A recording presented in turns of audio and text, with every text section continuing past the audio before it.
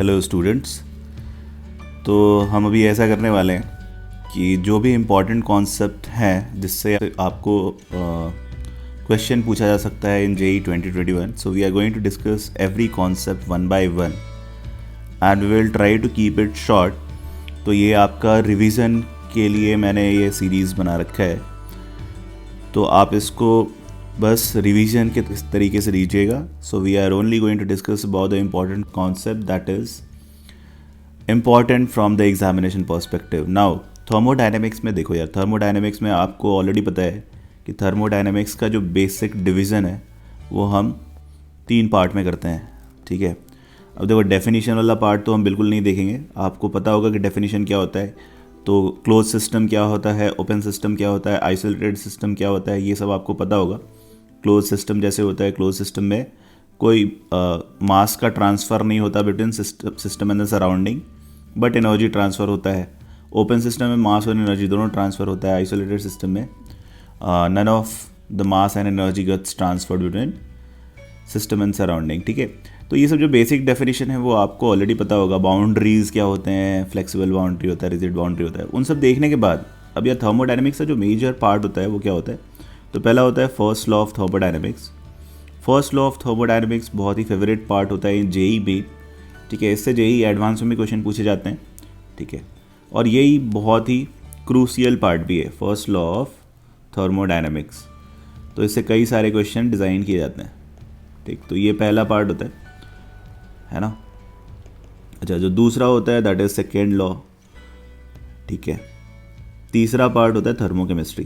Thermochemistry आजकल बहुत ही इंपॉर्टेंट हो गया है बिकॉज इससे कई सारे क्वेश्चन डिज़ाइन किए जा रहे हैं, ठीक है। तो ये कुछ इंपॉर्टेंट पार्ट्स हैं थर्मोडायनेमिक्स के। पहले हम फर्स्ट लॉ ऑफ थर्मोडायनेमिक्स के बारे में जानते हैं।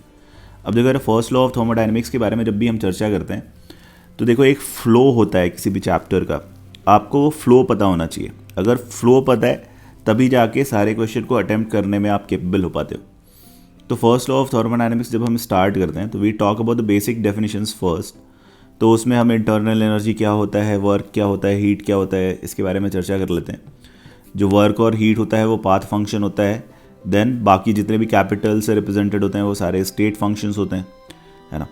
फिर उसके बाद देखो एक जो फार्मूला हम देखते हैं, देखो यार ये मेनली जो फार्मूलेज हैं यही फार्मूले आपके लिए बहुत ज़्यादा हेल्पफुल रहेंगे, ठीक है।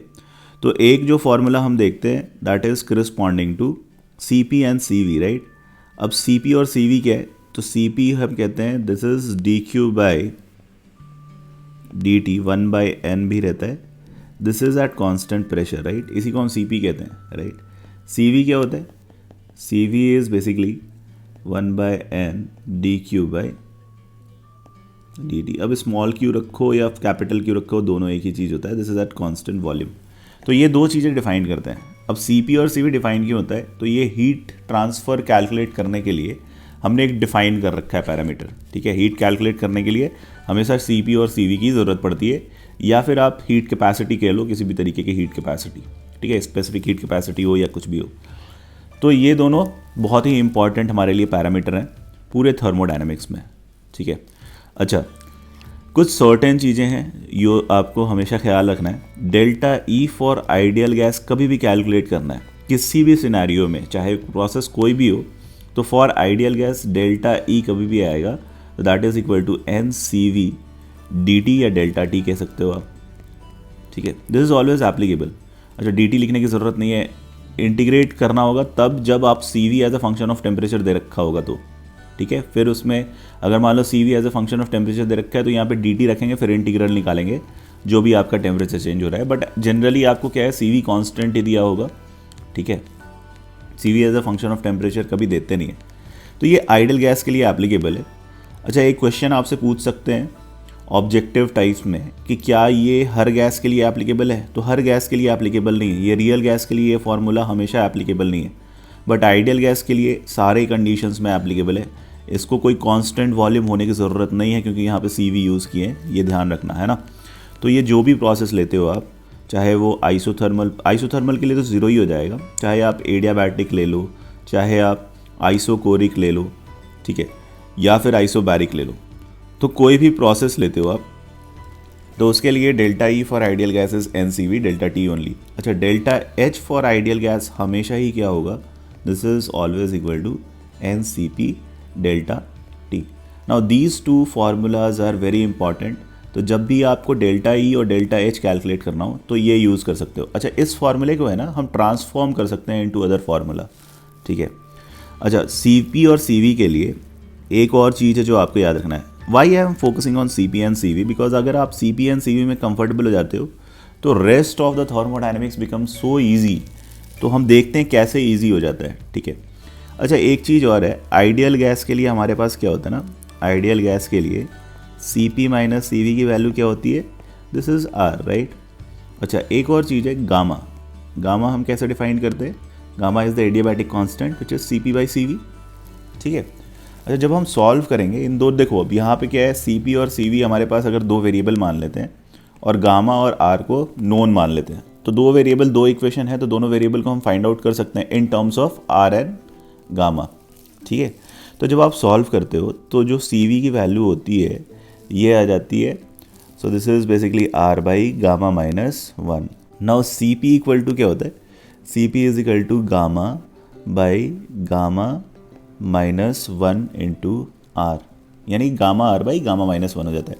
तो बेसिकली यही होता है ना, C P is basically gamma times C V, right. तो आप किसी एक को याद रखो, सी वी को याद रखो, सी पी आप अपने आप कैलकुलेट कर लोगे। अच्छा, गामा जो होता है, तो गामा जो होता है, gamma is adiabatic constant which is actually equal to, तो आप इसको देखोगे तो डिग्री ऑफ फ्रीडम जो भी होगा प्लस 2 बाई एफ होता है, right. F is degree of freedom.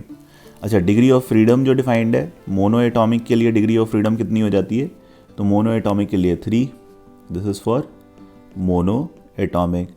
अच्छा, डिग्री ऑफ फ्रीडम की वैल्यू 5 होती है फॉर डाई एटॉमिक, ठीक है। अनलेस एंड अनटिल ये आपको स्पेसिफिकली स्टेटेड ना हो कि ये हाई टेम्परेचर की बात चल रही है, तो degree of freedom for diatomic आप हमेशा क्या अज्यूम करोगे, दैट इज़ 5। अच्छा, ये 5 और 3 कैसे आ रहा है, ये तो बात समझ में आ रही है ना। इसके पास क्या होता है, मोनो एटॉमिक के पास कोई रोटेशनल डिग्री ऑफ फ्रीडम नहीं होता, सिर्फ ट्रांसलेशनल डिग्री ऑफ फ्रीडम होता है, इसलिए इसको 3 कहते हैं। अच्छा, डाई एटॉमिक के पास ट्रांसलेशनल 3 डिग्री ऑफ फ्रीडम हो जाते हैं, एक्स वाई एंड जेड में ट्रांसलेशन कर सकता है, प्लस इसके पास डाई एटॉमिक अगर कोई होगा ना तो उसके पास 2 रोटेशनल डिग्री ऑफ फ्रीडम भी होता है। एक तो इस एक्सिस के अबाउट ये रोटेट हो सकता है, ठीक है। एक जो इसका परपेंडिकुलर एक्सिस है टुवर्ड्स द प्लेन, उसके अबाउट भी रोटेट हो सकता है। अच्छा, जो इसका खुद का एक्सिस है ना, इसके रोटेशन को हम डिग्री ऑफ फ्रीडम नहीं कहते। तो यानी कि डाई एटॉमिक के लिए आपका डिग्री ऑफ फ्रीडम 5 हो जाता है, ट्राई एटॉमिक के लिए डिग्री ऑफ फ्रीडम आप 6 ही अज्यूम करते हो, ठीक है। तो ट्राई एटॉमिक के लिए आप 6 यूज़ करते हो, ठीक। तो ये डिग्री ऑफ फ्रीडम्स हैं। अगर आपको डिग्री ऑफ फ्रीडम पता है तो you can find gamma as well. So gamma corresponding to monoatomic क्या हो जाएगा, तो यू सब्सटीट्यूट दिस, तो ये हो जाएगा 5/3 फॉर गामा, गामा रिप्रेजेंट कर रहे हैं यहाँ पे।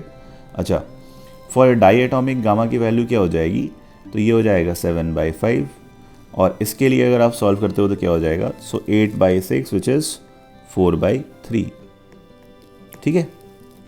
तो ये गामा है corresponding to different types of atom.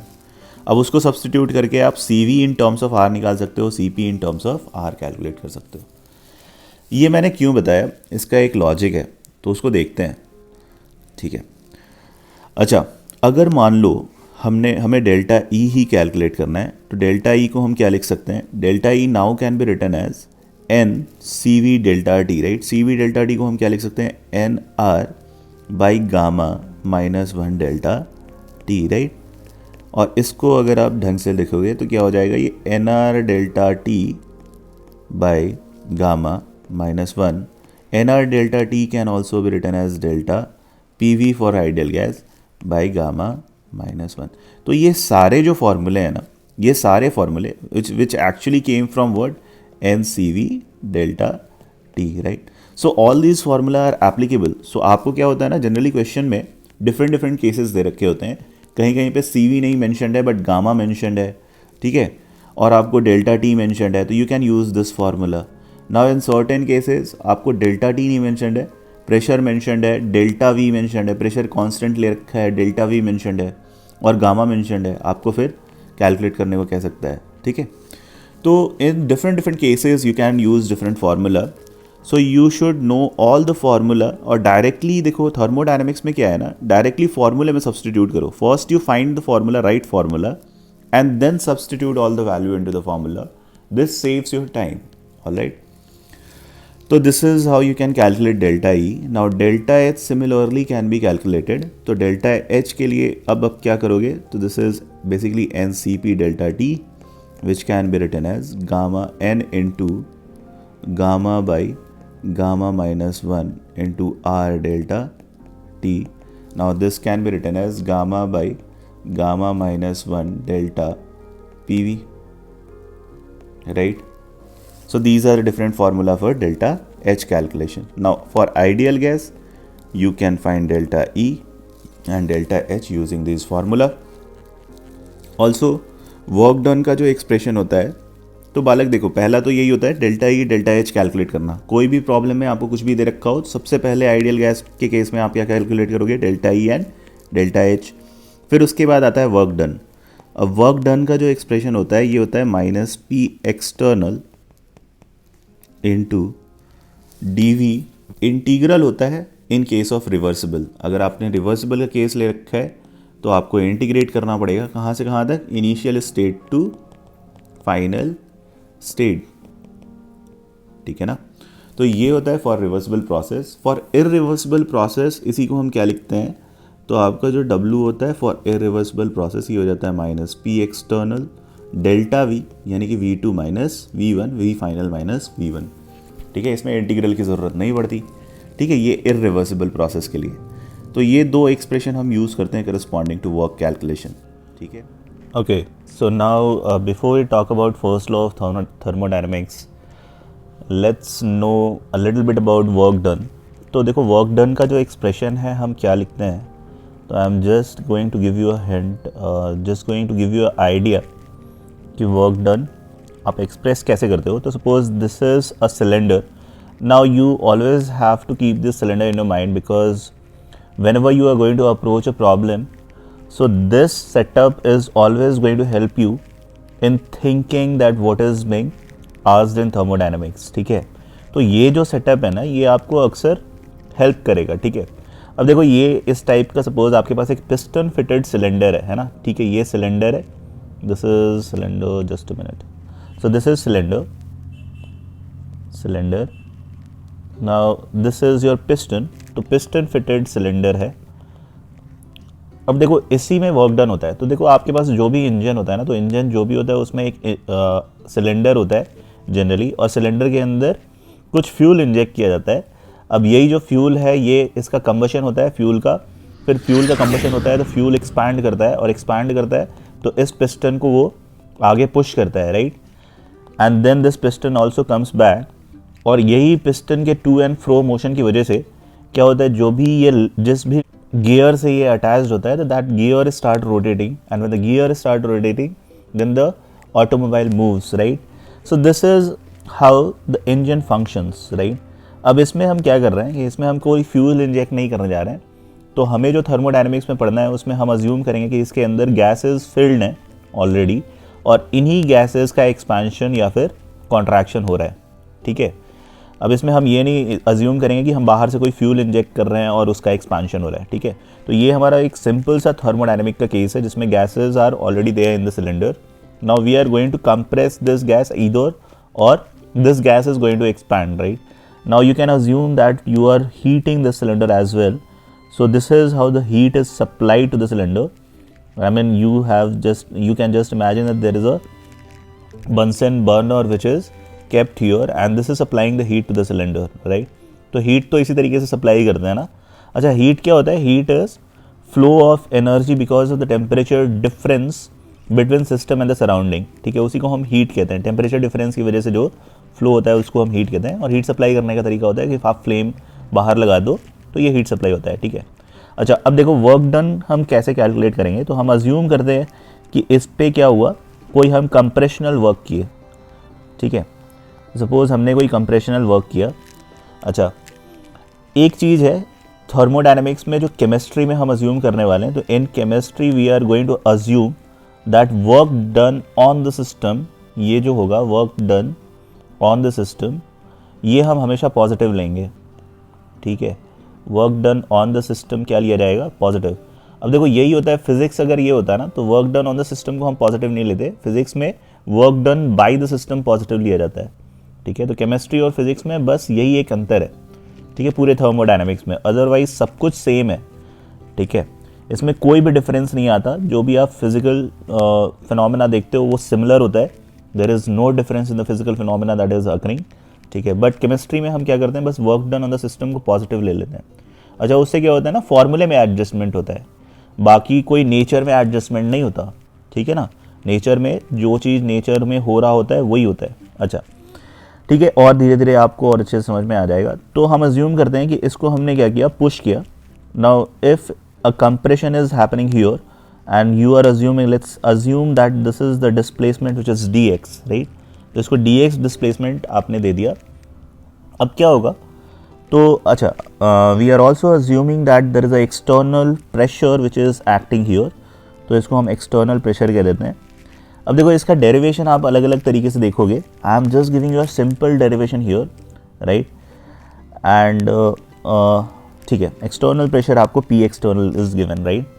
Now what will be the work done on the system in this case, so work done is equal to what, so work done is basically force into D X, right. Force into D X हो जाएगा work done, right. Whatever force is acting from the what ever external force is acting on the piston, ठीक है, उसी के corresponding work done आएगा। अच्छा, अगर आप टोटल वर्क डन निकालना चाहते हो तो आप इसको क्या करोगे, इंटीग्रेट कर दोगे, right. This is what you are going to do, ठीक है। अभी for the time being we are not considering the integration, we are just trying to find out the expression for the work done. Now let's assume that this is D W, alright. So D W is written in terms of F D X. अच्छा, F को क्या लिख सकते हैं, force can be written as pressure per, what is force, what is pressure actually, so pressure is what, pressure is force per unit area, right. So this can be, force can be written as pressure into area, right. So this becomes pressure into area. Now pressure is what, pressure is p external into area into dx, right. This is the dw. Now area into dx is what, so this is the cross sectional area, let's say. So a into dx is representing dv here, right. Now this becomes what, so this becomes p external into dv, all right. I am just writing down the magnitude of the volume here. What is actually happening with the volume, so volume is getting reduced, right. And dx, what so if you are considering the work done on the system to be positive, so dx has to be positive, right, and dv is decreasing. So to make it positive, what we are going to do is we are going to put a negative sign also here to make it positive, alright. Now this is the common expression for work done. Had this been a reversible process, तो reversible process के लिए हमारे पास क्या होता है, the process is very slow, right. तो दो तरीके से देखो कोई भी work done किया जा सकता है, reversibly and irreversibly. तो अगर आपने reversible process assume किया होता तो reversible process बहुत ही slow process होता है, और स्लो प्रोसेस में क्या होता है कि we have to consider the small changes, right. So corresponding to every small change there can be different pressure as well, right. तो हमें क्या करना होता है, स्मॉल चेंजेस कंसिडर करना होता है for slow changes, and then we will have to integrate it. तो रिवर्स, अच्छा एक और चीज़ है, in case of reversible process P external is always going to be equal to P internal. Why? Because reversible slow process है ना, तो external pressure हमेशा इंटरनल प्रेशर के बराबर होगा in case of reversible process, right.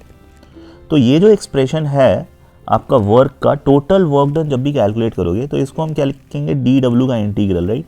ये हो जाता है.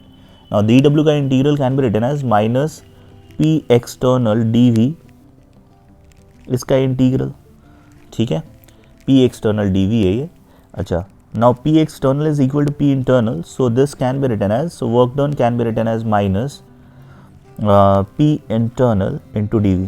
This is the expression for reversible process. You can always keep it in mind कि reversible process के लिए जब भी आप work done calculate कर रहे हो तो always remember P external is always equal to P internal, ठीक है. अच्छा, यही अगर irreversible process होता तो irreversible process के लिए क्या होता है, अब देखो irreversible process sudden process होता है, तो यहाँ से सपोज आपने एक इरिवर्सिबल प्रोसेस किया तो ये सडन हो जाएगा, खटाक से यहाँ पे पहुँच जाएगा। अच्छा, जो फाइनल स्टेट होता है जनरली क्या होता है ना, एक्सटर्नल प्रेशर फाइनल स्टेट पे जो लगेगा, सपोज ये पिस्टन है तो external pressure becomes equal to internal pressure in the final stage corresponding to irreversible process। ठीक है, खटाक से ये यहाँ आया और यहाँ पे आके जो प्रेशर है वो बराबर हो जाता है। ठीक है, तो इन जनरल, ठीक है, ये this is not always applicable, but generally अगर मान लो कुछ नहीं दे रखा है तो हम क्या अज्यूम करेंगे कि external pressure is equal to P final. ठीक है ना, तो यहाँ से आपके पास जो वर्क का एक्सप्रेशन आएगा, now since this is sudden process, तो यहाँ पे क्या है कि हम डायरेक्टली dv को डेल्टा v लिख सकते हैं। यहाँ पे कोई इंटीग्रल की ज़रूरत नहीं पड़ेगी, everything is occurring against a constant pressure, right. तो जब भी आप इरिवर्सिबल प्रोसेस कंसिडर करोगे तो things will be occurring against a constant pressure, hence you can write w to be minus P external delta v can be written as v2 minus v1। so this is the common expression for irreversible process. Now P external can be substituted with P final, V2 minus V1. All right. So this is the general expression for work, right? All right. Now let's talk a little bit about the first law of thermodynamics. Now what does first law of thermodynamics say? So first law of thermodynamics, I am representing thermodynamics with the T for the time being. ये क्या कहता है? So this says that, अब देखो यार आपके पास ये cylinder है, राइट। अच्छा, now one more thing, internal energy is what? Internal energy is sum of all the energy that is there inside the cylinder. ठीक है ना, तो ये सारे एनर्जी का जो समेशन होता है उसको हम इंटरनल एनर्जी कहते हैं। That includes kinetic energy on the molecule, includes potential energy if that is there, alright. It includes all the energy due to electron, proton, neutron, bond energy, everything, right?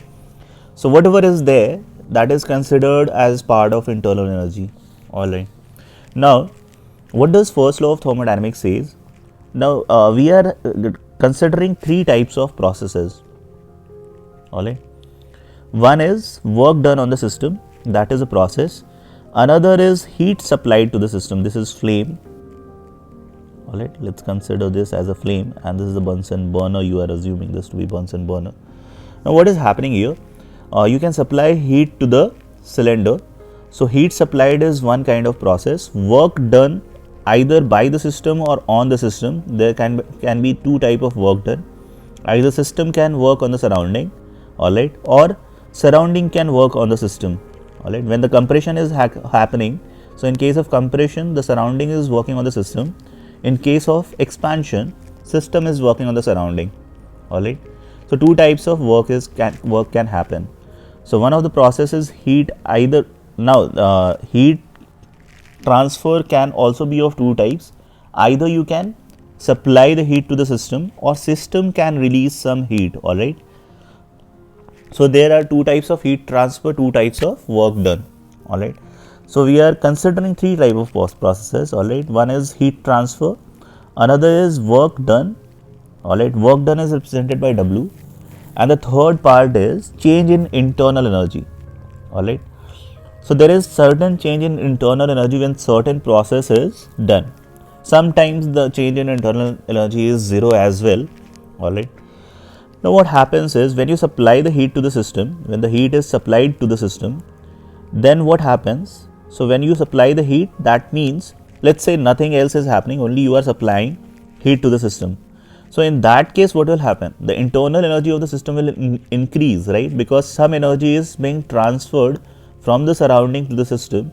In that case, internal energy of the system will increase if no work is being done here. All right. So this is one case. When you supply the heat, the internal energy of the system increases. All right. Internal energy of the system can be increased without heat as well. Now let's assume that you are not supplying any heat to the system, neither any heat is coming out of the system. But if you are working on the system, अगर आप इस पे काम कर रहे हो तो इसको अगर सराउंडिंग से अगर सिस्टम पे काम हो रहा है तब भी जाके इंटरनल एनर्जी बढ़ता ही है, राइट। तो इंटरनल एनर्जी को बढ़ाने के दो तरीके होते हैं, either work is done on the system or you supply heat to the system. Alright, So we can say that change in internal energy is equal to work done on the system or by the system plus Q. Alright. Now why we have taken positive charge, all the positive charge here, because of the notations here, right? Alright. Now if you are considering internal delta E to be positive, that means what? Internal energy of the system is increasing, right? When will the internal energy of the system increases, right? When work is done on the system. So work done on the system is taken to be positive. Alright. Work done on the system is what? Taken to be positive here, and heat supplied to the system is taken to be positive. Heat supplied, इसको भी हम क्या लेते हैं? Supplied to the system is taken as positive. Alright. Getting it why? Because if you are considering the right hand to be positive, then left hand side to be positive, then right hand side should be positive as well. Now what happens? अगर आप सिर्फ internal energy के increase को देख रहे हो तो it increases only when work is done on the system और heat is supplied to the system. तो इनको हम क्या लेते हैं? पॉजिटिव. अच्छा, अगर आपने work done by the system consider किया होता तो work done by the system को क्या लिया जाता है? Work done by the system. अब देखो सिस्टम से अगर काम होगा तो इंटरनल एनर्जी क्या होगा? घटेगा, राइट? तो work done by the system is taken as negative and heat, देखो, and heat released from the system is also taken as negative. Alright, so these are the sign convention. Work done on the system is taken as positive, heat supplied to the system is taken as positive, work done by the system negative, heat released from the system is negative. Okay, now work done on the system को हम क्या कह सकते हैं? This is also called compression. इसको ही कहा जाता है compression. ठीक है ना? compression process ही है ना, जब आप सिस्टम पे काम कर रहे हो, ठीक है, तो that means आप इसको क्या कर रहे हो? पुश कर रहे हो, राइट? तो this is being pushed downward, alright? तो इसका मतलब है कंप्रेशन हो रहा है. अच्छा, work done by the system को हम क्या कहते हैं? This is expansion process. ठीक है, तो ये कुछ फर्स्ट लॉ ऑफ थर्मोडायनेमिक्स है. तो इसमें साइन कन्वेंशन आपके लिए इंपॉर्टेंट हो जाता है. अब इस पे बेस्ड एक क्वेश्चन कोई भी कर लेते हैं. Let's say there is a question which is saying that you have to find delta E. ठीक है, if work done on the system is 30 kilojoule and heat released by the system is 10 kilojoule. Suppose ये आपको question दे रखा है, आपको delta E calculate करना है, तो क्या करेंगे? तो जस्ट आप साइन कन्वेंशन के साथ सब्सटीट्यूट कर दो. So delta E becomes what? Now this is work done on the system which is taken to be positive, right? तो ये पॉजिटिव होगा, तो इसको हम प्लस 30 किलो जूल रखेंगे. ठीक है, now heat release by the system को हम क्या रखते हैं? Negative, right? तो यहाँ पे इसको साइन के साथ सब्सटीट्यूट कर दो आप, तो ये हो गया आपका change in internal energy which is equal to what? So in this case it is equal to plus 20 kilojoule. Now plus 20 kilojoule में क्या होता है? internal energy system का बढ़ रहा है या घट रहा है? तो ये बढ़ रहा है. ठीक है, तो ये आपका फर्स्ट लॉ ऑफ थर्मोडायनेमिक्स होता है. बेसिक सा फर्स्ट लॉ ऑफ थर्मोडायनेमिक्स है ये. अब देखो इसी पे बेस्ड हम एप्लीकेशंस देखते हैं, राइट? अब जैसे आपको कोई भी डेरिवेशन करना होगा ना, तो ये जो फॉर्मूले हमने वर्क के लिए देखा है, इन्हीं फॉर्मूलों को आप यूज़ करते हो. फॉर एग्जाम्पल सपोज आपने एक आइसोथर्मल प्रोसेस लिया, तो हमारे पास कई सारे प्रोसेस होते हैं, राइट? एक आइसोथर्मल प्रोसेस होता है. ठीक है, सारे प्रोसेस के बारे में एक बार चर्चा कर लेते हैं. Isothermal process, then adiabatic process is there. ये दोनों बहुत ही इंपॉर्टेंट प्रोसेसेस हैं. ठीक है, isothermal process, adiabatic process. Then there is isochoric process, isobaric process, and there is free expansion, right? Free expansion, ठीक है। तो ये कुछ प्रोसेसेस हैं। अब देखो इन प्रोसेस में क्या होता है, आइसोथर्मल में क्या होता है, टेम्परेचर जो होता है ये जीरो हो जाता है, एडियाबैटिक में हीट सप्लाइड जीरो होता है। एडियाबैटिक क्या है ना, एडियाबैटिक प्रोसेस में बेसिकली क्या होता है कि heat transfer between system and surrounding जो होता है वो जीरो हो जाता है। तो एडियाबैटिक बेसिकली हम क्या करते हैं, एडियाबैटिक जैसे थर्मोस फ्लास्क के अंदर आपने ऑब्जर्व किया होगा कि थर्मोस फ्लास्क के अंदर आप कुछ भी डाल दो तो उसमें जो चीज़ गर्म डालते हो वो गर्म ही रह जाता है, राइट, बिकॉज उसका जो वॉल बनाया जाता है वो एडियाबैटिक वॉल होता है, अप्रॉक्सीमेट एडियाबैटिक होता है। देखो कंप्लीटली एडियाबैटिक प्रोसेस हमारे लिए डिज़ाइन करना बहुत ही मुश्किल है, तो ये ह्यूमन बीइंग के लिए पॉसिबल नहीं है कि आप कंप्लीटली एडियाबैटिक वॉल बना लो, बट हाँ टू एन एक्सटेंट हम बना सकते हैं, ठीक है ना। तो उसमें क्या होता है कि अगर आपने कोई एडियाबैटिक वॉल बना रखा है तो उसमें क्या होता है कि वो वॉल ही ऐसा होता है जो कि सिस्टम और सराउंडिंग के बीच में हीट ट्रांसफ़र नहीं होने देता, ठीक है। अच्छा, आइसोथर्मल में टेम्परेचर जीरो होता है। अब टेम्परेचर जीरो कब आएगा यार, तो जैसे सपोज अगर कोई प्रोसेस कर रहे हो और टेम्परेचर जीरो हो रहा है तो इसका मतलब क्या है, तो एक कोई भी केस अगर आप कंसिडर करो, सपोज आपने एक फ्लेम लगा दिया इसके नीचे, ठीक है, there is a Bunsen burner जो कि आपको आप जिससे आप इसको हीट सप्लाई कर रहे हो और इसका टेम्परेचर को आपको कांस्टेंट रखना है। अब देखो आइडियल गैस अगर है आपके पास, जनरली जो केसेस हम देखेंगे वो आइडियल गैस से करस्पॉन्डिंग देखेंगे। तो आइडियल गैस का क्या होता है ना, आइडियल गैस का जो इंटरनल एनर्जी है ये this is dependent on temperature only, ठीक है ना, ये टेम्परेचर के ऊपर डिपेंडेंट होता है। प्रोपोर्शनल भी लिख सकते हैं यहाँ पे, कोई दिक्कत नहीं है, दिस प्रोपोर्शनल टू टेम्परेचर, तो टेम्परेचर के ऊपर डिपेंडेंट है। अब देखो अगर आपने इसको हीट सप्लाई किया and you are assuming the temperature to be constant, तो हीट सप्लाई करते ही होगा क्या, इंटरनल एनर्जी बढ़ना चाहिए था, बट यहाँ पे आपने इंटरनल एनर्जी को कांस्टेंट रखा है। ये कब किस केस में होगा, जब ये सिस्टम काम करने लगेगा, यानी कि if the system is working on the surrounding, alright, if we are extracting work from the system, तो उस केस में क्या होगा कि जितना आपने हीट सप्लाई किया, if that is getting converted into the work, तो इंटरनल एनर्जी कोई भी चेंज नहीं होगा आइडियल गैस का, राइट। तो ऐसे आइसोथर्मल केसेस में यही होता है, अगर आप हीट सप्लाई कर रहे हो तो हीट पूरा work done by the system में कन्वर्ट हो जाता है, और if you are doing any work on the system that completely gets converted into heat transferred by the system, alright. So this is happening in the isothermal process. तो isothermal process के लिए delta E for ideal gas हमारा क्या होगा, ये होता है zero, ठीक है ना, always keep it in mind. If delta E is zero then delta H is also zero, ठीक है ना, यहाँ पे आप लिख सकते हो डेल्टा एच भी क्या हो जाएगा फॉर आइडियल गैस, ये भी ज़ीरो होता है, ऑलराइट। तो ये आइसोथर्मल प्रोसेस की कैरेक्टरिस्टिक होती है, बी इट रिवर्सिबल और इरिवर्सिबल दोनों में सेम चीज़ होता है। अच्छा, एडियाबैटिक का हम आगे देख लेंगे। आइसोकोरिक में क्या होता है, वॉल्यूम ज़ीरो हो जाता है। अच्छा, अगर वॉल्यूम ज़ीरो है तो वर्क डन क्या होगा, ये ज़ीरो हो जाएगा।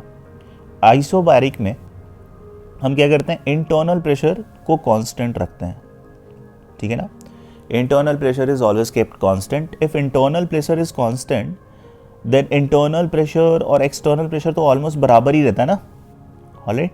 तो एक्सटर्नल प्रेशर को भी आप क्या अज्यूम कर सकते हो, that can also be assume to be constant, alright, in the isobaric process. So both pressure external and pressure internal जो होगा ये कांस्टेंट हो जाएगा हमारा। फ्री एक्सपेंशन में क्या होता है, एक्सटर्नल प्रेशर को हम ज़ीरो कर देते हैं, ठीक है। अच्छा, एक चीज़ ध्यान देना, ये जो दोनों प्रोसेस हैं दोनों ही रिवर्सिबल प्रोसेस होते हैं, इसमें कुछ इरिवर्सिबल टाइप का नहीं होता, रिवर्सिबल प्रोसेस ही होंगे, ठीक है। अच्छा, रिवर्सिबल प्रोसेस की एक कैरेक्टरिस्टिक होती है कि इंटरनल पैरामीटर ऑलवेज डिफाइंड होना चाहिए। इरिवर्सिबल प्रोसेस में क्या होता है, बीच में जो प्रोसेस के बीच में the internal parameter is not defined, यानी कि आपका प्रेशर डिफाइंड नहीं होगा। जैसे अगर आपने इरिवर्सिबल प्रोसेस सडन प्रोसेस लिया होता, तो सडन कोई भी कंप्रेशन कर रहे हो अगर, तो सडन कंप्रेशन के केस में you will observe that during the process pressure is not defined, right. So if pressure is defined continuously we can say that it is reversible process. तो यहाँ पे देखो प्रेशर इंटरनल जो है this is constant not zero, my mistake, this is taken as constant, ये भी क्या होगा, कांस्टेंट, ठीक है ना। तो ये कांस्टेंट होते हैं, तो यहाँ पे अगर डिफाइंड है तो इसको हम क्या बोलेंगे, this is reversible process always, right, ठीक है ना। तो ये कैरेक्टरिस्टिक होती है रिवर्सिबल प्रोसेस की। अब आगे देखते हैं कि कैसे बाकी जब आप डिराइव करते हो तो क्या क्या एक्सप्रेशन आते हैं। तो हम कोई एक केस ले लेते हैं। Let's take isothermal case, right. Isothermal का डेरिवेशन करके देखते हैं, ठीक है ना। अब डेरिवेशन करना है तो यार देखो, वर्क डन का पहले एक्सप्रेशन का हम डिराइव करते हैं। वर्क डन क्या होगा, तो work done will be equal to what, now work done for isothermal will be equal to, अच्छा इसमें भी दो प्रोसेस है, एक रिवर्सिबल प्रोसेस है, एक इरिवर्सिबल प्रोसेस है। तो रिवर्सिबल प्रोसेस के लिए हमारे पास जो एक्सप्रेशन होता है वो क्या होता है, तो यार डी डब्ल्यू से स्टार्ट करेंगे। डी डब्ल्यू क्या होता है, minus P external D V, ठीक है। अच्छा, P external is equal to P internal, तो इसको हम लिख सकते हैं P internal D V, right. इसको क्यों चेंज करना है देखते हैं, इससे कुछ फ़ायदा होगा। तो देखो यार, हमारा तो क्या है ना, अगर P internal is of the function of volume तो हमें इसे सब्सटीट्यूट करके ही इंटीग्रेट कर सकते हैं, राइट। एंड रिवर्सिबल प्रोसेस में क्योंकि प्रोसेस स्लो है तो हमें इंटीग्रेट तो करना ही पड़ेगा ना। इसको हम लिख सकते हैं N R T by V, right, D V. क्यों चेंज किया, because pressure internal can be of the function of volume. यहाँ पे देखो, is it a function of volume, you can see it here that it is a function of volume, right. Now temperature is constant here, so you can take the temperature out and this becomes minus nRT ln V2 by V1 if you are integrating this from V1 to V2, right. So this is the final expression.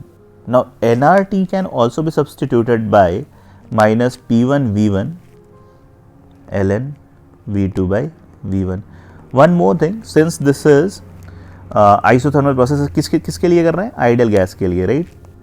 तो isothermal process में हमारा temperature तो constant है, तो PV भी क्या हो जाएगा, कांस्टेंट हो जाएगा, ठीक है ना। PV is also going to be constant. तो पीवी कांस्टेंट है तो हम कह सकते हैं V2 बाई V1 जो होगा this will be equal to P1 by P2।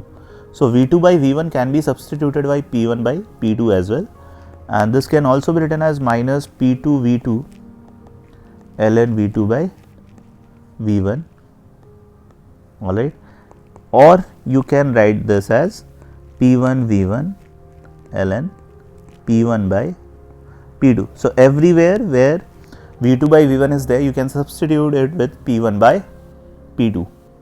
So this is corresponding to reversible isothermal process.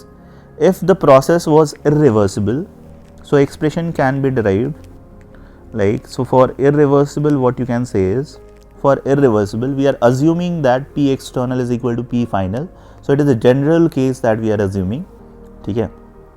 तो वर्क डन का एक्सप्रेशन हम डायरेक्टली लिख सकते हैं, this is basically P external into V2 minus V1. V2 is final and V1 is corresponding to initial, alright। तो इसको V final minus V initial भी लिखते हैं हम, तो this can be written as P final V final minus V initial, ऐसा लिखें तो चलेगा, ठीक है। Now this can also be written as nRT by V final minus V initial. Now temperature here is constant, so this becomes what, minus nRT 1 minus V initial by V final, alright. So this expression can also be written as minus, so work done can be written as minus P1 V1 1 minus V initial by V final. V initial by V final can also be written as P final by P initial, right. So this can also be written as P1 V1 1 minus P initial, sorry, P final. Now in this case it will become P final by P initial. So this is how you are going to derive all the expressions that can be derived, alright, ठीक है। तो this is the derivation. So there is one derivation corresponding to adiabatic also, चलो उसको भी देख ही लेते हैं।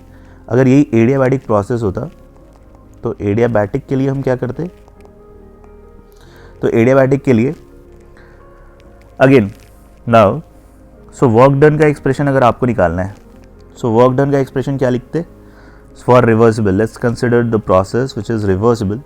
For reversible it becomes what, so D W से स्टार्ट करेंगे, D W can be written as minus P internal, we already have seen, this can be written as minus P internal D V. Now P internal as a function of volume हमें चाहिए for integrating and, right. अच्छा देखो यार, अब इसको अगर आपको find out करना है, so what we can say here is, so basically gas law तो हमेशा एप्लीकेबल होगा. So we can write N R T, so P V is equal to N R T, right. So we can write this as P V equal to N R T. Alright, अब देखो यहाँ पे क्या है ना, if you are substituting pressure internal with N R T by V, तो temperature is not constant here. Temperature can be of the function of volume, right. तो यहाँ पे प्रेशर इंटरनल को हम डायरेक्टली सब्सटीट्यूट करके इंटीग्रेट नहीं कर पाएंगे, है ना, बिकॉज हमें temperature as a function of volume तो चाहिए ही चाहिए. अच्छा, इसके लिए हमें क्या करना पड़ता है, वी हैव टू फाइंड क्या temperature as a function of volume आता है. तो देखो यार, एक हमारे पास फर्स्ट लॉ ऑफ थर्मोडायनेमिक्स तो एप्लीकेबल है ही. So we can say that delta E is what, for adiabatic Q equal to 0, right. So delta E can be written as W, right. Now delta E is what, तो delta E हम आगे देखने वाले हैं, it becomes N R by gamma minus 1 D T. हम delta E को इस तरीके से लिख सकते हैं. Alright, now W can be written as, W is basically, so we are considering DE here, DE and DW. Now DW can be written as minus P internal dV, alright. तो हमारे पास इस तरीके का एक्सप्रेशन आ जाता है. P internal को हम P से अब सब्सटीट्यूट करेंगे. Now P can also be written as nRT by V, alright. So P can be written as nRT by V minus nRT by V dV, alright. So this is a simple expression that we are getting.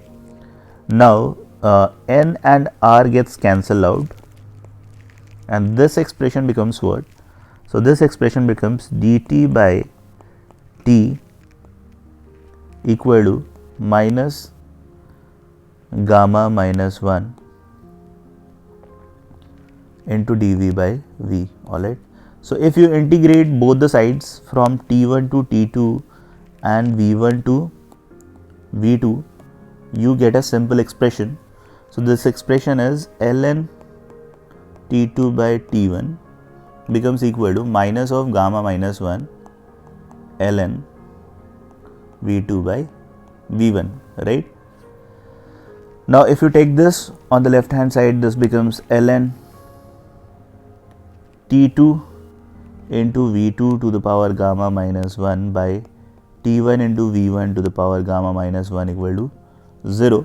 So after simplifying, now this becomes ln to the power 0 will be 1. So this gives you basically TV to the power gamma minus 1 equal to constant. K is constant here. Alright. So this is the expression that you get. Now you can substitute this in the expression and you can find the expression for adiabatic work done. Alright, this is for reversible process, and from here you can also find PV to the power gamma equal to constant. So if you can here you can substitute the value of T with PV by NR, and if you substitute this with PV by NR, you get PV to the power gamma equal to constant. Alright, after substituting everything, the expression for work will be similar to expression for delta E. And the expression for delta E is what? So expression for delta E is NCV dt or delta T, right? And this is nothing but delta PV by gamma minus 1, alright. So this is the expression for adiabatic reversible process, and similar is the expression for adiabatic irreversible process also, alright. Let's have a look on adiabatic irreversible as well. So similarly, as we found, so this is called equation of state for adiabatic reversible process. Similarly, you can find the equation of state for adiabatic irreversible process as well by using the same expression, alright. So you can again use here delta E equals to W for finding out equation of state for adiabatic irreversible, and this gives you what? So this gives you delta E can be written as NCV delta T, and NCV delta T can be written as NR by gamma minus 1 delta T. Delta T is T2 minus T1, right? and work done is what? Work done is minus P final. P final can be written as N, so this becomes T2 by V2 minus V1. Alright, so this is nothing but V final minus V initial only. Alright, now if you solve the equation, this if you try to get a simple expression corresponding to this, you will get 1 minus T1 by T2 plus gamma minus 1 minus V1 by V2. This becomes 0 for adiabatic irreversible process. So this becomes equation of a state for adiabatic irreversible, and the expression for work done is similar, right? The expression for work done is similar. Work done can here again be written as delta E, and delta E is nothing but delta PV by gamma minus 1. So you can observe here that expression for work done is similar in case of adiabatic reversible and adiabatic irreversible, but always remember that the magnitude of work done is always going to be different corresponding to similar change in volume or similar change in pressure, right? We will talk about it in the next video. In this video we are only going to talk about the formula that can be derived and how you are going to use the formula, because अभी जो हम लोग पूरा जो lecture है इसमें सिर्फ हम फॉर्मूले के बारे में सोचने वाले हैं, ठीक है ना? बिकॉज आपसे है ना हर साल फार्मूला बेस्ड भी क्वेश्चन पूछा जाता है, तो you should be confident about the formula first, और बाकी सारी चीज़ें हम देख लेंगे. डेल्टा एच कभी भी कैलकुलेट करना हुआ तो डेल्टा एच हमेशा क्या होता है? Gamma times delta E. बाकी का हम नेक्स्ट वीडियो में ही चर्चा करेंगे, ठीक है ना? Next there will be one more video where we will explain the graphs and how you can interpret the graph corresponding to thermodynamics, ठीक है? तो उसमें हम लोग ये भी चर्चा कर लेंगे कैसे magnitude of work done is different corresponding to similar kind of change in adiabatic reversible and irreversible, ठीक है ना? ऑलराइट. अच्छा, जब हम वर्क कैलकुलेशन कैलकुलेट करते हैं for different processes, so I am going to write for different processes. तो सबसे पहले हम आइसोथर्मल प्रोसेस देखते हैं. आइसोथर्मल के लिए जो एक्सप्रेशन आता है, ठीक है? अब आइसोथर्मल में भी दो प्रोसेस हैं हमारे पास. एक होता है रिवर्सिबल प्रोसेस, एक होता है इरिवर्सिबल प्रोसेस. रिवर्सिबल प्रोसेस के लिए जो वर्क डन का एक्सप्रेशन होता है, तो यहाँ पे वर्क डन आ जाता है आपका, this is minus NRT ln. Minus अगर आपने रख रखा है तो ये हो जाएगा V final minus V initial, ठीक है? अच्छा, माइनस NRT को आप लिख सकते हो या तो P1 V1, alright, because temperature यहाँ पे कांस्टेंट है ना, तो टेम्परेचर कांस्टेंट है, तो NRT को P1 V1 भी लिख सकते हैं, P2 V2 भी लिख सकते हैं, राइट? सो इसको फिर उसके बाद इसका आप ln V final minus V initial लिख सकते हो, राइट? या फिर यहाँ पे P2 V2 भी हो जाएगा, ठीक है? तो यहाँ तो P1 V1 यूज़ करो या फिर this expression can also be written as minus NRT ln P initial by P final. Got the point? अच्छा, this can also be written as minus P2 V2, P1 V1 की जगह पे मैंने P2 V2 रख दिया, ln P initial by P final. ये ऐसा मैं क्यों लिख रहा हूँ, ये तो बात समझ में आ रही है ना, because PV equal to constant होता है, तो V final by V initial can be written as P initial by P final. Now this formula you have to remember, ठीक है? It's better to remember. अगर आप डिराइव करने में capable हो तो और भी बढ़िया बात है, बट हाँ, अगर याद है तो चीज़ें बहुत जल्दी हो जाएंगी, ठीक है? अच्छा, इरिवर्सिबल प्रोसेस के लिए हमारे पास क्या होगा वर्क का एक्सप्रेशन?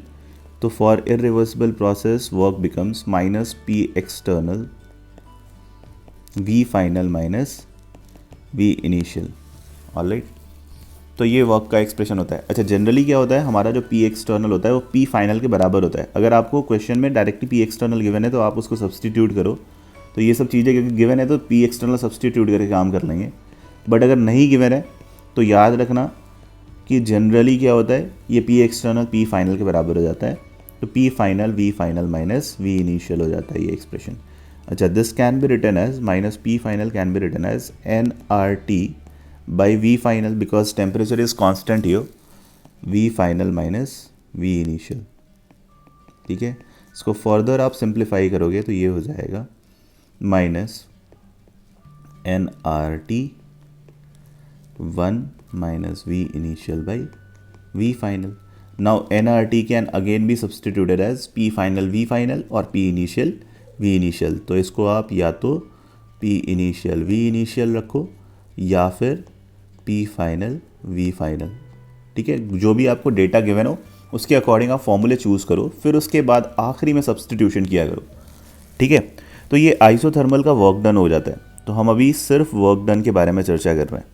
ठीक है, हमने डेल्टा ई डेल्टा एच देख लिया, then we are talking about work done. अच्छा, फिर उसके बाद एडियाबैटिक प्रोसेस अगर आप देखते हो तो एडियाबैटिक प्रोसेस में बच्चों ये है ना, ये बहुत ही इंपॉर्टेंट पार्ट है। आपसे एडवांस में एडियाबैटिक प्रोसेस बहुत ज़्यादा पूछते हैं बिकॉज देखो इसमें दो चीज़ें हैं एडियाबैटिक प्रोसेस में। एक तो हमारा इक्वेशन ऑफ स्टेट आता है। अच्छा, जनरली क्या है, हम कंसर्न है आइडियल गैस से ही, तो इक्वेशन ऑफ स्टेट डिफाइंड होता है इसके लिए। ठीक है, और दूसरा आपका वर्क का एक्सप्रेशन होता है। तो दोनों को हमें कंबाइन करना पड़ता है, equation of state and work का एक्सप्रेशन। जनरली हमें दोनों का यूज़ करके ही हमें फाइनल आंसर देना होता है।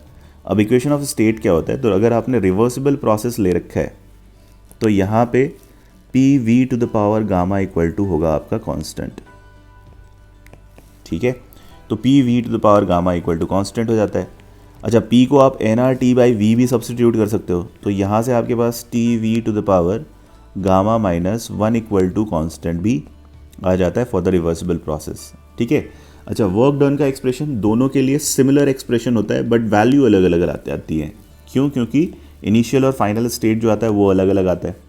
तो इसका जो एक्सप्रेशन आएगा वो वर्क डन का एक्सप्रेशन हम डायरेक्टली लिख सकते हैं delta P V by gamma minus 1। अच्छा, ऐसा क्यों आ रहा है? बिकॉज एडियाबैटिक के लिए तो हमारे पास Q 0 हो जाता है, Q इक्वल टू 0 हो गया तो डेल्टा E इक्वल टू हमारे पास वर्क डन के बराबर हो जाता है, और डेल्टा E का एक्सप्रेशन हमने देखा था यही आता है, राइट। तो इसलिए ये वर्क डन के बराबर हो जाता है delta P V by gamma minus 1। अब इसको आप डेल्टा एन आर टी भी लिख सकते हो, तो ये N R delta T by gamma minus 1 भी आप लिख सकते थे इसको। ठीक है ना, तो जो भी आप डेल्टा ई के लिए यूज़ करोगे that will be applicable for work done here. Alright, now for irreversible, again irreversible के लिए जो एक्सप्रेशन है वो थोड़ा अलग हो जाएगा। अच्छा, इरिवर्सिबल के लिए भी एक्सप्रेशन आप यहीं से डिराइव कर सकते हो। ठीक है, तो you can always write N C V delta T equals to minus P external. Now P external अगर नहीं गिवन है तो पी एक्सटर्नल को आप पी फाइनल सब्सटीट्यूट कर दोगे, minus P final and then V final minus V initial, right. अब देखो आप चाहो तो इसको सिंप्लीफाई कर सकते हो फर्दर, तो ये बन जाता है N R by gamma minus 1 T final minus T initial equals to minus P final. P final can be written as nRT final by V final. I am writing everything in terms of V and T. V final minus V initial. Now if you simplify it, NR तो cancel हो जाएगा, फिर T final को आप denominator में लेके आ सकते हो, गामा माइनस 1 उधर जा सकता है। तो अल्टीमेटली ये जो एक्सप्रेशन आता है, the equation of state that comes here in this case is, तो ये हो जाएगा 1 minus T initial by T final gamma minus 1 plus gamma minus 1, alright, 1 minus V initial by V final. Now this is the equation of state for irreversible process. इससे क्या है कि अगर मान लो आपको T initial V initial given है और टी फाइनल गिवन है तो you can calculate V final, right. So this equation of state is applicable here. Again work done का जो एक्सप्रेशन आएगा इस केस में भी वर्क डन का एक्सप्रेशन वही आएगा, delta P V by gamma minus 1 which can also be written as NCV delta T, alright. तो वर्क डन का एक्सप्रेशन सिमिलर होता है, बट ये ध्यान रखना मैग्नीट्यूड सेम नहीं आता, वर्क डन का एक्सप्रेशन ही सिर्फ सिमिलर होता है। ये हो गया एडियाबैटिक के सारे फॉर्मूले, alright. Now next process is isochoric process. Isochoric process हमेशा रिवर्सिबल प्रोसेस होता है। इसमें कुछ इरिवर्सिबल नहीं होता और इसका जो वर्क डन होता है वो ज़ीरो होता है। क्यों? बिकॉज डेल्टा वी की वैल्यू क्या हो जाती है, तो delta V equal to zero हो जाता है। ठीक है ना? तो आइसोकोरिक प्रोसेस के लिए ये एप्लीकेबल है। ठीक है। अच्छा, आइसोकोरिक प्रोसेस में आपका रियल गैस है, suppose if real gas is subjected to isochoric process, then for that delta E is definitely NCV delta T. So real gas का delta E NCV delta T तभी होगा जब isochoric process के corresponding वो subjected हो। ठीक है। इस पे बेस्ड क्वेश्चन आपसे कई बार पूछे जा चुके हैं और आगे भी पूछे जा सकते हैं। ठीक है ना? रियल गैस है कहीं ना कहीं कंपटीशन में, I am not very sure कि ये IIT एडवांस JEE एडवांस वगैरह में पूछा है कि नहीं। ठीक है, बट कहीं ना कहीं आपसे पूछा गया है ऑलरेडी। तो real gas subjected to isochoric process हमेशा ऐसा ही शो करता है। ऑलराइट, नाउ आइसोबैरिक प्रोसेस हो तो क्या होगा? आइसोबैरिक प्रोसेस के लिए भी अगर आप देखो तो वर्क डन इसके लिए क्या लिखेंगे? सो work done for this will become, अच्छा आइसोबैरिक में बस प्रेशर कांस्टेंट है ना, तो प्रेशर कांस्टेंट है तो एक चीज़ तो हमारा श्योर हो जाता है कि Q जो होगा that will be definitely NCP delta T, right? Because heat supplied at constant pressure is equal to delta H, right? तो ये डेल्टा H के बराबर हो जाता है which is NCP delta T। Now Q is known to us. ठीक है। अच्छा, वर्क डन का एक्सप्रेशन क्या रखेंगे? तो वर्क डन आपका हो जाएगा minus P external delta V, this is your work done. Alright, now rest of the things can be calculated. Delta E तो आपको पता ही है, delta E NCV delta T ही होगा। ठीक है ना? अब देखो, कोई भी क्वेश्चन अगर आपसे पूछ रखा है तो आपसे क्वेश्चन जनरली कैसे पूछे जाते हैं, एक क्वेश्चन हम देखते हैं। ठीक है, लेट्स से क्या रखा है कि आपने एक आइडियल गैस ले रखा है, an ideal gas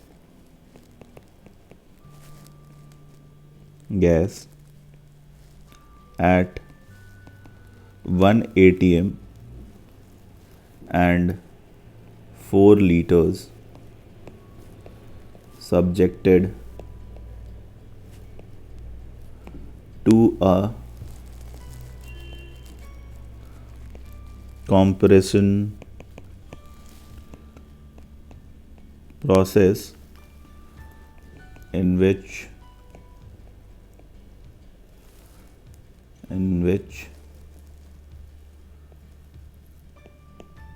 volume is changed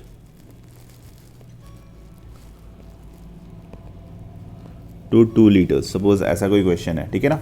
तो एक आपका कोई आइडियल गैस है जिसमें क्या है 4 लीटर इनिशियल वॉल्यूम था, इनिशियल प्रेशर भी आपको गिवन है और इसका जो फाइनल वॉल्यूम है वो 2 लीटर हो जाता है। अब पूछा है, देखो इसको, इस क्वेश्चन को है ना किसी के भी करस्पॉन्डिंग पूछ सकते हैं।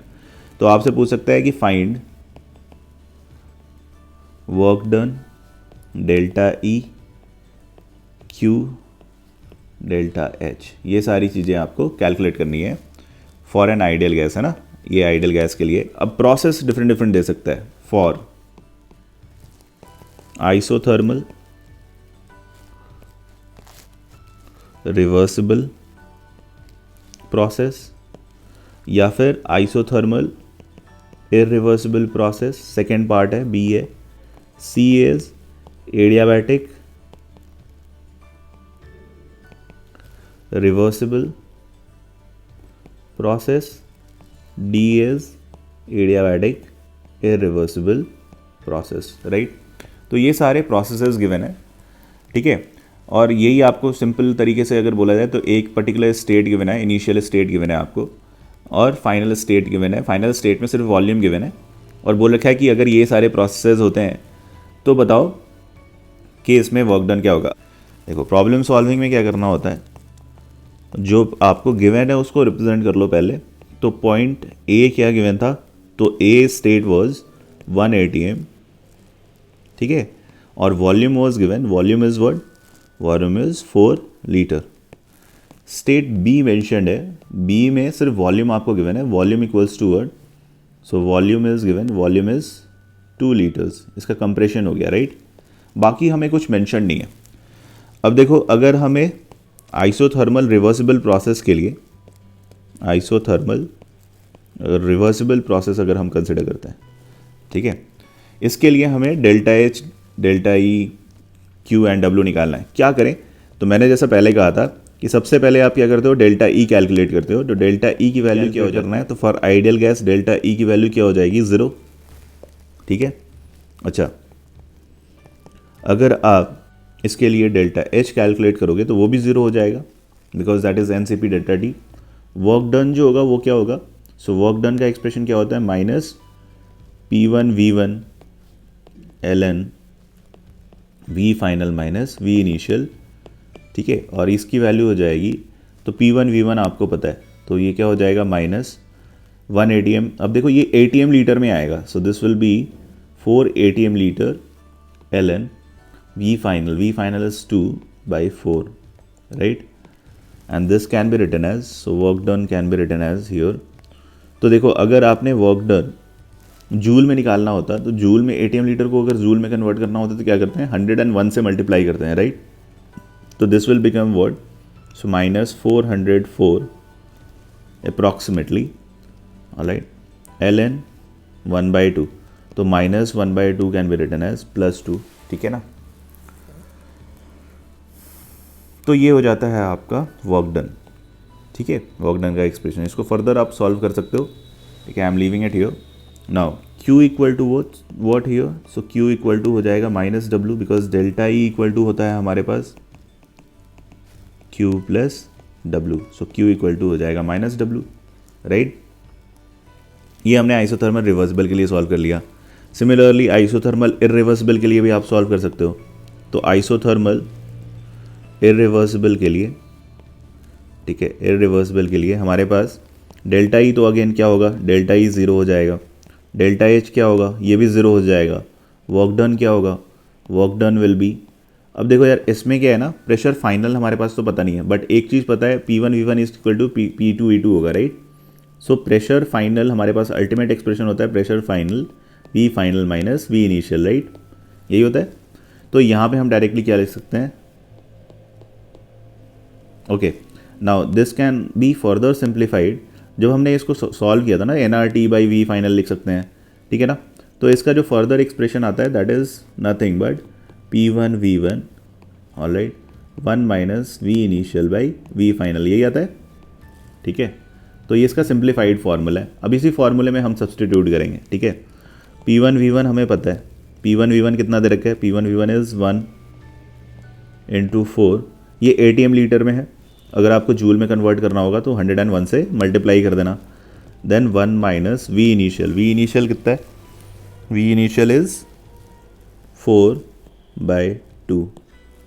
ठीक है, अब आप इसको सॉल्व करोगे तो ये 1/2 बेसिकली 2 हो जाएगा, 2 - 1 is 1, so ultimately it is going to be 404 joule nearly, alright. इसको हमने जूल में कन्वर्ट कर दिया, दिस इज 404 जूल नियरली। ठीक है, and this is equal to minus Q, तो Q भी निकल जाएगा। तो ये आइसोथर्मल इरिवर्सिबल के लिए हो गया। प्रॉब्लम आती है एडियाबैटिक के लिए। अब एडियाबैटिक के लिए हमें क्या करना पड़ता है, या देखो एडियाबैटिक में हमें तो क्या पता है, A एंड B स्टेट पता है, राइट? अब फाइनल स्टेट तो पता नहीं है, फाइनल स्टेट का सब कुछ तो पता नहीं है। एडियाबैटिक में हो सकता है कि आपको फाइनल स्टेट कैलकुलेट करना पड़े। ठीक है, देखते हैं। अच्छा, गामा हमारा क्या है, gamma is 5/3, this we have to remember. Now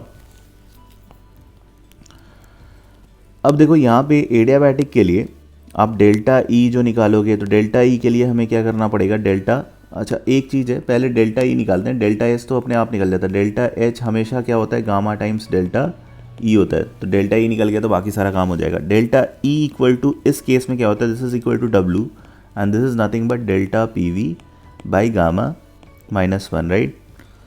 now यहाँ पे तो हमें सिर्फ एक ही वॉल्यूम पता है ना, प्रेशर तो निकालना पड़ेगा। अच्छा, उसके लिए हमें क्या करना पड़ता है, अगर आपने रिवर्सिबल प्रोसेस कंसिडर कर रखा है तो रिवर्सिबल प्रोसेस के लिए हम यूज़ कर सकते हैं PV⁻Γ equal to constant, right? तो PV⁻Γ कॉन्स्टेंट यूज़ कर लो। अब pressure initial was 1, volume initial was 4, तो ये 4⁵/3 हो गया। Now pressure final we don't know, we have to calculate, volume final is 2⁵/3, right? यहाँ से हम प्रेशर फाइनल कैलकुलेट कर सकते हैं। तो प्रेशर फाइनल हमारे पास कितना आ जाना चाहिए, तो ये हो जाएगा 2⁵/3, ठीक है, फॉर द टाइम बिंग मैं इसको एज इट इज़ छोड़ रहा हूँ। हो सकता है कि आपको कुछ हेल्प करने के लिए आपको सर्टेन चीज़ें दे रखा हो। ठीक है, ये 2⁵ will be equal to what, so this is 32 का cube root, right. So this is 32 का क्यूब रूट। अब इसको आप चाहो तो सॉल्व कर सकते हो, ठीक है। अच्छा, cube root of 32 will be 3 point something, right. तो ये कुछ 3 पॉइंट समथिंग हो जाएगा, ठीक है। अच्छा, alright, now what you are suppose to do is you have to calculate this part, ठीक है। तो अब आप उसमें डेल्टा पी वी कैलकुलेट कर सकते हो। तो डेल्टा पी वी हमारे पास क्या हो जाएगा, so delta P V by gamma minus 1 can be written as P final V final minus P initial V initial by gamma minus 1। सब कुछ आपको पता है, आप सब्सटीट्यूट करो और आप कैलकुलेट कर लो, ठीक है ना।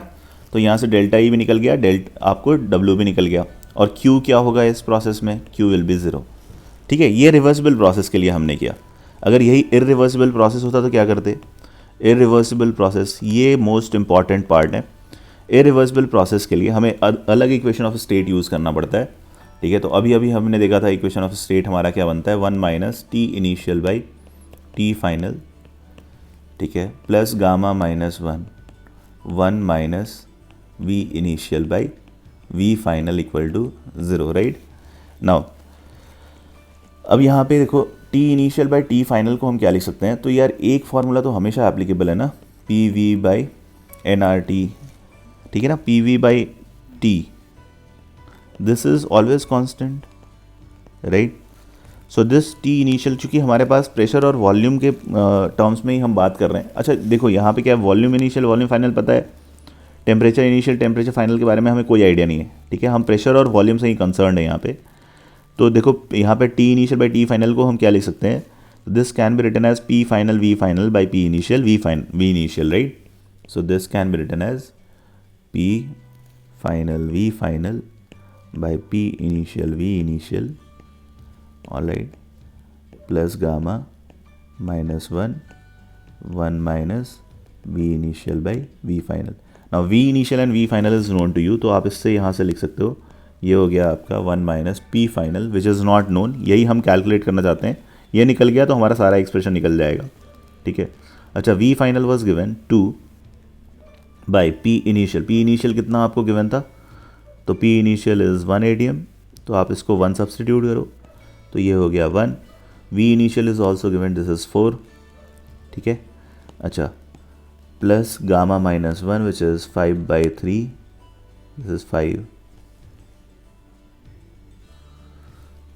5/3 minus 1 minus V initial by V final. V initial is 1, V initial is 4/2, ठीक है। अब देखो यहाँ से आप सॉल्व करोगे तो आपको P फाइनल की वैल्यू मिल जाएगी, ठीक है। अच्छा, P फाइनल निकल गया तो बाकी सारे एक्सप्रेशन, आप इसको एक्सप्रेशन तो सेम ही यूज़ करना है, ठीक है। बाकी सारे एक्सप्रेशन यूज़ करके आप सॉल्व कर सकते हो। तो इरिवर्सिबल के लिए equation of state P V to the power gamma equal to constant हम नहीं यूज़ करते हैं, ये आपको ख्याल रखना है, ठीक है बच्चों। तो ये है सारा फर्स्ट लॉ ऑफ थर्मोडायनेमिक्स। तो फर्स्ट लॉ ऑफ थर्मोडायनेमिक्स है तो बहुत आसान, बस आपको एक बार रिवाइज कर लेना है before you go to the examination, ठीक है। तो once you have seen it, you would have probably understood what you have to do in the problems that is going to be asked in the examination, right? तो इसके आगे हम लोग देखेंगे, next part में हम लोग सेकेंड लॉ ऑफ थर्मोडायनेमिक्स देखेंगे and then we will talk about thermochemistry a little bit, ठीक है। तो थर्मोडायनेमिक्स यार इसी तरीके से आप थोड़ा सा रिवाइज कर लो तो चीज़ें बहुत आसान है। And one question is definitely going to be asked from this chapter, वो हर साल ही रहता है।